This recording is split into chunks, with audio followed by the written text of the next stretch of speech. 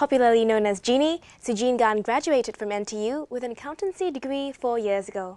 However, she soon turned her back on number crunching to pursue her dream of becoming a singer and songwriter.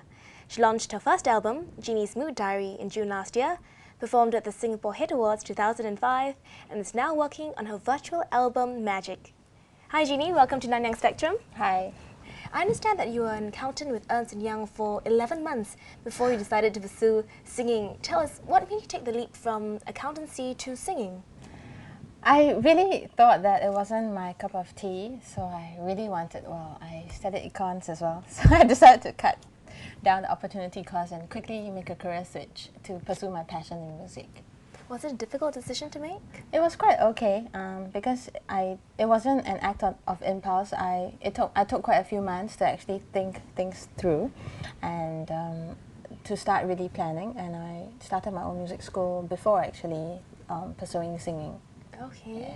So it doesn't seem like you're looking back. You're currently working on your latest album, Genie's Magic. Yes. Which is an online virtual album. Could you tell us more about that? It's virtual because it's 100% purely only downloadable online. So you could actually go to Soundbuzz or my own website to find that song, to find the songs. It's also launched, the songs are actually launched on a single by single basis. So you actually get a new song every 1 to 2 months. So you could actually stay tuned to find out more. Okay, Yeah. we actually have an online music video of one of your latest singles, Sing Yuan, from that album. So let's take a look. 就随它去吧，是我们的。任风吹送它就会来临，只有微风看透我的心，还守候着我俩的心愿。就随它去吧，是我们的。任风吹送它就会来临，只有微风看透我的心，还守候着我俩的心愿。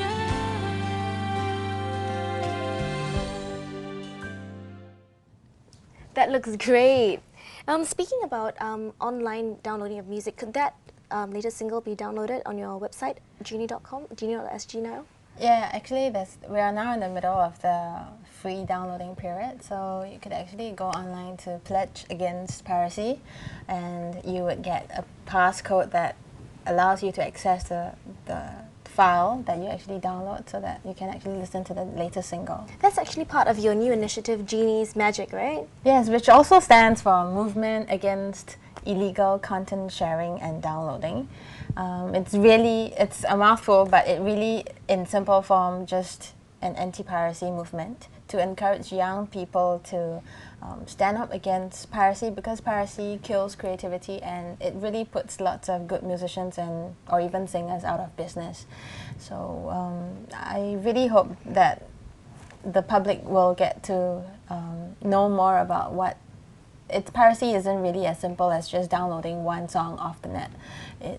There's a lot behind it, because the production process that goes on behind the scenes from start to finish can stretch up to many months or even to a year.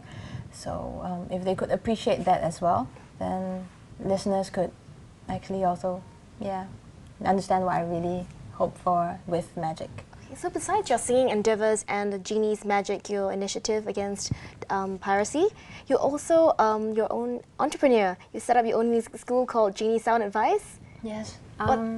Genie Sound Advice is really a place where we offer courses in vocal training, and as well as songwriting and even hip-hop dance classes.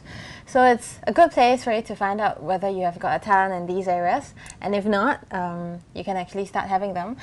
If you already do and you want to hone your skills, it's also a good place to go. So you actually experience in all these areas, not just singing, but dancing and speech and vocal training? Yeah, I am a practitioner, I guess, because of the business that I'm in and as a full-time performer and artist. And also I was formally trained in some of these areas. Mm-hmm. Yeah. You were like Toastmaster in NTU, were you? Oh, yes. You mean you found that out? Yes, and also started my own Toastmasters club outside. Oh, okay. So, yes. And how about acting?